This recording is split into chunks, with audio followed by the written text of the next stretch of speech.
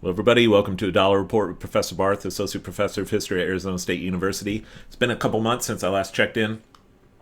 Last year, I titled the series Inflation Nation.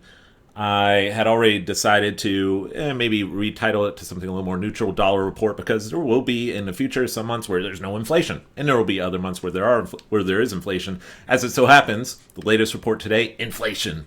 Inflation rose 0.5% in January, so we're at 6.4% from year over year. This was higher than expected. The markets are not responding very well, down 300 points as of the time of recording this video on Valentine's Day 2023.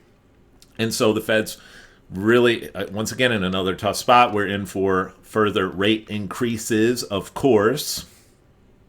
And a lot of people are talking, is inflation going to be with us for a long time? And I think it will be to varying degrees. It may go down for some periods, but then it may go back up. You look at the 1970s. When we think of the 1970s, we think that's the decade of inflation. But there were a couple of years in the middle of the 1970s where actually inflation went down and went back up again. I'm going to actually make a separate video on the lessons from the 1970s.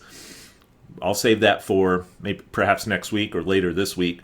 But I do think inflation is going to stick around for a while. So let's look at the charts. This is zoomed out a bit. The year-over-year CPI from late 2020 until through the beginning of this year. And you see, of course, the year-over-year has gone down from its peak in summer 2022. But we are, as the one headline said, not out of the woods yet. A different look at the same graph. Still very high year-over-year inflation. Remember, the Fed's inflation target is 2%. I don't even agree with that. I don't know why we need 2%. It's a very Keynesian idea that you must have at least 2% inflation or no more than 2% inflation. But 6.4% year-over-year is still quite high. This is zoomed in a little bit since October 2021, the year-over-year. So it's gone down a little bit, the year-over-year numbers. Then when you look at month over month, which is more interesting, it's just how did prices move for just that single month, and 0.5% in the month of January. And you look at that, it's gone up quite a bit from the previous 2 months. Okay. Look at in July of 2022, there was no inflation in the month of July. Now, that mostly had to do with gas prices for that month, but 0.5% inflation for the month of January, not a good number. If you zoom out a little bit from late 2020 to the present day, it's sticking around. That inflation is sticking around. This is core CPI year over year, same deal. Remember, core CPI excludes food and energy, which are considered appropriately so, especially energy, more volatile sectors. Or if you're thinking food, the egg. Eggs have been a volatile sector, so you remove those more volatile sectors whose prices are more prone to be influenced by external factors, and you just look at the core prices, and you look at core CPI year over year, we're really not down that much. What do you make of that? Zoom out a little bit from late 2020 to last month. Again, inflation's here. Where's it going? The Fed has increased rates dramatically, which is one reason why it's slowed a bit. Okay? It's slowed a bit. But even with those massive rate increases, the upper limit of the federal funds rate right now is 4.75%. It's going to be at least 5% at the next FOMC meeting on March 22nd of this year. And yet, look at it, we're still quite high. And then you look at core CPI month over month, same deal. Month over month, core CPI, 0.4%. It's not that much lower than the peak here in summer of 2022. And it's higher than some of the earlier months in 2022. Core CPI month over month. You zoom out a bit, core CPI month over month since late 2020. Again, it's not really going anywhere. Whoa, those are pretty major months. What months were those? I think that was early 2000, maybe spring or no, I think that was like May or summer of 2021. That's when inflation really first started hitting, and that's also when I began the whole Inflationation series late in 2021, back when the Fed and Janet Yellen were saying that it was transitory. Is it transitory? You increase money supply by more than 40%. That's not transitory, okay? That's not just supply chain factors. There's a monetary explanation for that. So another graph, this is from the Wall Street Journal. By the way, these other graphs are from a website called investing.com, just to give them credit. They put out some really beautiful looking bar graphs, charts. This is core is in the purple. Overall CPI is in the gray. This is year over year, and you'll see core has been really stubborn, hasn't it? Core's been very stubborn. Seeing a little bit of a drop in the overall CPI. Looking at individual prices, food, grocery prices went up just for the month. So the numbers on the left, month over month, numbers on the right, year over year. Just for the month of January, grocery prices went up 0.8%. Year over year, that's 11.3%.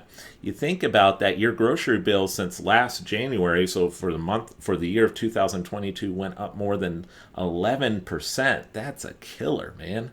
Especially I got a family of 6. Okay, it hits your pocketbook. Okay, meat, poultry, and eggs actually went down in price a bit. Dairy was pretty much slight increases in January. Eggs is the big story. Now, to be fair to the Federal Reserve, there are other factors at play there, not all of which are understood. But wow, eggs went up 8.5% in January, 70% for year over year. The price of eggs. So, that's obvious. And again, this is why we look at core to remove prices like that might give a distorted picture, but certainly a big move. Cereals and bakery products, look at that, up 1.2% for the month of January and up almost 16% for the year. And then you go down, non-alcoholic beverages up 13% for the year, up 1.5% for the month of January. And then just to give you an idea of where we are with food prices month over month, this is the highest month over month increase in food prices we've seen since October, after a slight decrease in November and December, 0.7%. You see throughout much of 2022 it was around 1%. Then we look at energy prices. Energy went up for the month of January by over 3%, almost 9% for the year. Gasoline went up more than 3% in January. Electricity up more than 2%, up 12% for the year. That's a blow to many working families. 12% increase in electricity. If you live in Arizona, as I do, with during summer, I felt that bill this last summer. Woo! You got to run that AC, in Phoenix, Arizona, and that electric bill was quite high last year, and that will continue. As you see, it went up almost 2.5% in the month of January. Natural gas, what's going on there? I'm not sure. There might be another external factor that I'm not aware of, but up almost 7% for the month of January. Look at that, up more than 26% year over year for natural gas. And if you look at energy prices month over month, here's where we are. This is the largest monthly increase in energy prices that we've had since March of 2022. Okay? There's gas prices. Gas prices up more in the last month than they had since June. And then you have some other items here. I won't go through all these. By the way, look at used cars and trucks have just gotten slammed. That's one of the sectors that haven't done very well. Almost down 12% in 2022, I think, as credit tightens and people just have less disposable income, are less likely to buy vehicles. Look at this, motor vehicle maintenance and repair up 14% for the year, up 1.3% in the month of January. And then motor vehicle insurance, I felt this actually. I just renewed my auto insurance. I was like, what happened? Up 15% for the year, up 1.5% in the month of January.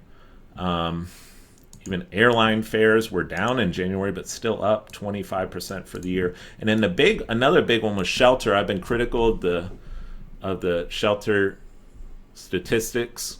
Although admittedly, it's how do you even calculate shelter? It's very, very difficult number to even arrive upon. So 0.7 went up 0.7% for the month of January. And the reason why it's difficult to calculate shelter is you have different areas of the country where shelter is up more than others, or maybe down in other areas, and then and then some people rent, some people have mortgages. It's a very difficult price to calculate.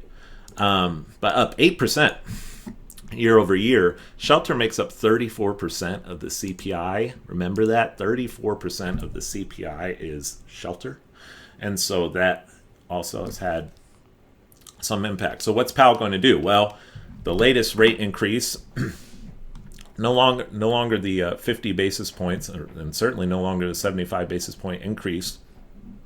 Had raised it by a quarter at the February 1st meeting. So we're at an upper limit of 4.75%. The next FOMC meeting is, here's zoomed out a bit, federal funds rate. Look at that. I mean, that's massive. The next FOMC meeting is later March 22nd. And so I think expect obviously at least a 25 basis point hike. And when the February CPI numbers come out in early to mid-March, if the February numbers look bad, if inflation is still going up, look for Powell to maybe do another 50 basis point hike to take the upper limit to 5.25. I wouldn't be surprised to see, but inflation has slowed. I mean, look, the Fed. I was extremely critical of the Fed.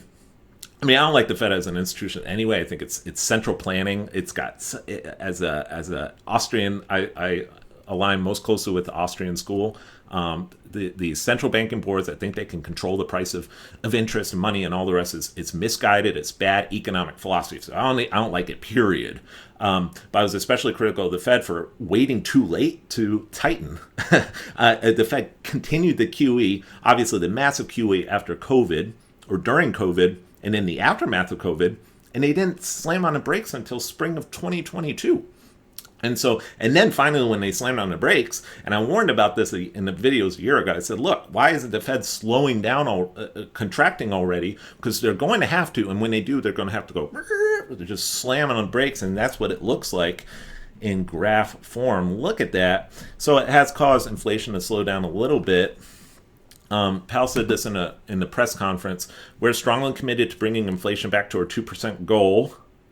Price stability is a responsibility of the Federal Reserve and serves as a bedrock of our economy. Without price stability, the economy does not work for anyone. So he's signaling here, look, we're going to continue raising rates until we get down to this goal. Well, we appear to be a long way from that, perhaps. He continues, quote, we are continuing the process of significantly reducing the size of our balance sheet, Federal Reserve's assets. Restoring price stability will likely require maintaining a restrictive stance for some time. I made a video a year ago, actually, February 2022, on quantitative tightening. Check that out if you desire. The full effects of our rapid tightening, and it has been rapid tightening so far, are yet to be felt. So the question on everyone's mind is recession, okay? Recession. Now here's the Fed's balance sheet over the last year, and you see it has fallen. It's fallen since May of 2022. It's fallen by 6%. But you zoom out. This is just over the course of the last year. You zoom out from 2018, and I mean, again, this was such a huge jump. How did people not? It's just so plainly obvious that inflation was coming. You can't do this and not have inflation, and to just hand out checks first under Trump and then later under Biden, just checks to people and say, just made up out of nothing, and just, whoa, why is there inflation? We don't understand why there's inflation. It must be a supply chain. Not that supply chain doesn't matter, but of course this is the driving factor. So that's a problem for the Fed. How do you bring this balance sheet? How do you reduce the balance sheet? Okay. The other question, do you need to reduce the balance sheet to its pre-COVID levels? Maybe you don't. That's a debate economists could have, but if you're going to reduce it's only been slight reductions, okay? 6% since last spring. There's M2 over the course of the last year. M2 is down 4% since April of 2022. There's April 2022. It's down 4%. M2, the money supply. But again, you zoom out, and not much of a difference. Now, do you need to bring M2 all the way back down to COVID levels? That would involve some deflation.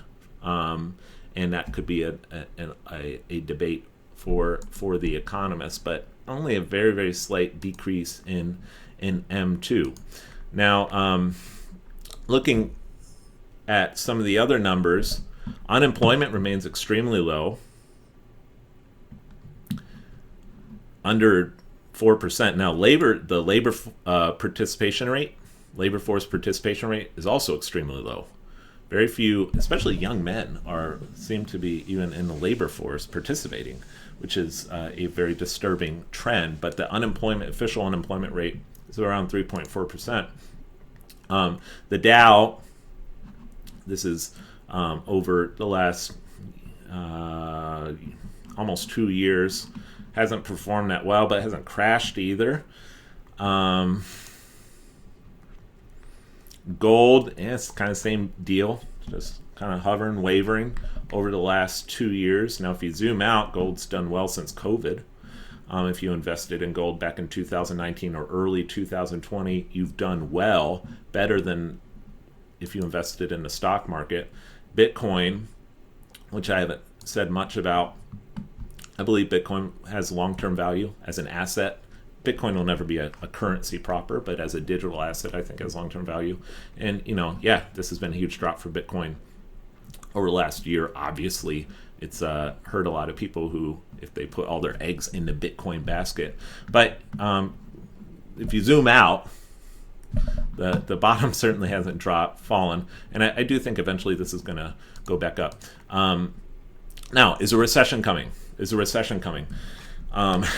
I think there's very, very obviously very, very strong indicators that is indeed the case. The question is, will that recession will it be a stagflation, where you have stagnation plus persistent, continued, or even higher inflation? If you look at the numbers, the macro numbers here, there's a lot to worry about. Look at this number here. This is debt to GDP. Right now, the national debt is $31.5 trillion. By the way, national debt has risen 37% since COVID. I'll say that again. The national debt has risen 37% since COVID. 37%. Just enormous. COVID was a killer, man. And not ironically, not in the literal sense. Like, it was in a social sense, in a cultural sense, in a political sense, in an economic sense.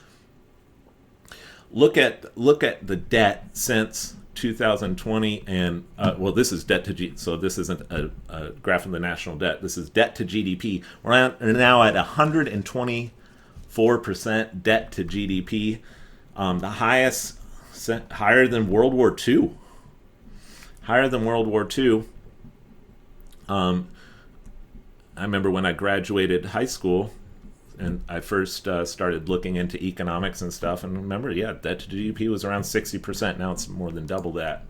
And then another interesting picture, again, we're thinking long-term here, what's going on with the U.S. and the dollar more generally. This is national debt, but I like this chart because it's inflation-adjusted dollars, okay? So it was like, well, of course the national debt's higher than it was in the 1970s. The dollar's not worth as much. But if you adjust it for inflation, these are 2022 dollars.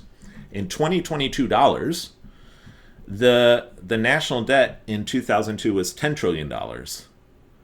So it's tripled over the course of, in the first 2 decades of almost quarter century of this 21st century. It's tripled. And then when I was born in '84, it was in 2022 dollars, inflation adjusted dollars, it was $5 trillion bucks. 5 trillion. It's gone up 6 times over the course of my lifetime. Bad news. That's not good for the finances of a country. And then and you look at like the unfunded liabilities. Medicare is $35 trillion of unfunded liabilities. Social Security, $22.5 trillion unfunded liabilities. And then you look at the personal Americans' credit card debt. Look at credit card debt. Now, credit card debt was very high going into COVID. Then everybody got their Trump bucks and then Biden bucks, paid off a bunch of credit card debt, and just zoomed right back up. We're at almost $1 trillion of credit card debt. Credit card debt went up 15% in 2022. Credit card debt went up 15% in 2022. Why? Well, there's been a fall in disposable income because of inflation. Wages have not kept up with the rise in prices. And it's happening, this increase in credit card debt, 15% over the last year. It's happening at the same time that interest rates, because of remember, the interest rates across the whole economy are impacted by the Federal Reserve's federal funds rate, set by Powell and the Federal Reserve Board, or the FOMC rather. That affects what's called the prime rate and all interest rates throughout the economy. So credit card interest rates have zoomed up. So at the same time that credit card debt goes up, credit card interest rate goes up. So people are sinking further and further into debt.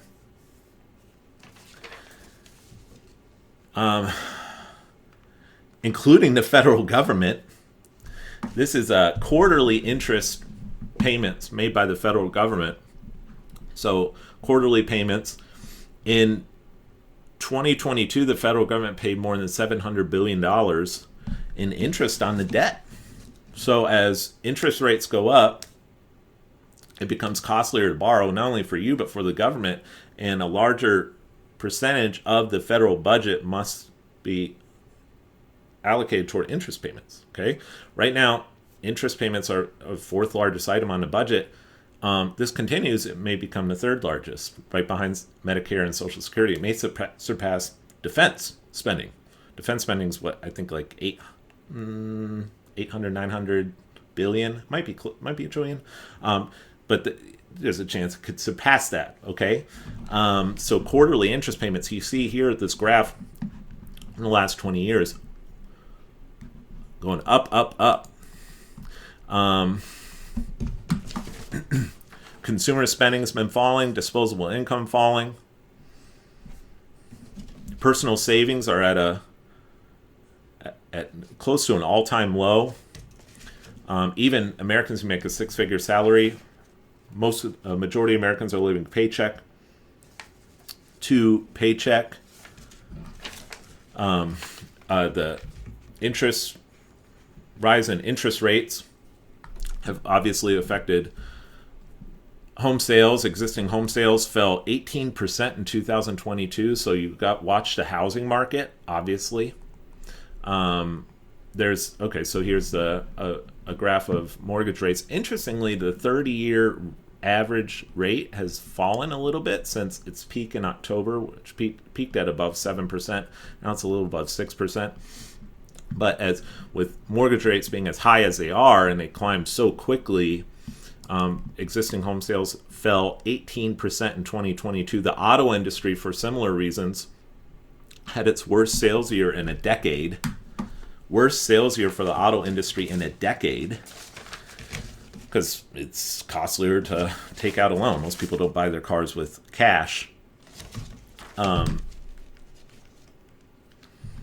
Here's an interesting graph comparing inflation, which is in the black, to wage growth, which is in the blue. And obviously, of course, wages have not kept up with inflation. And in fact, real earnings, which includes salaries but also hourly wages, real earnings since Biden took office have fallen 3.5%. 3.5% fall in real earnings since January of 2021 under Trump pre-COVID.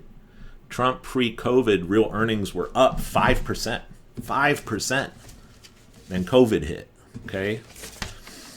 But up 5%, pretty remarkable. Under Obama, they were flat. Under Biden, decline in 3.5%.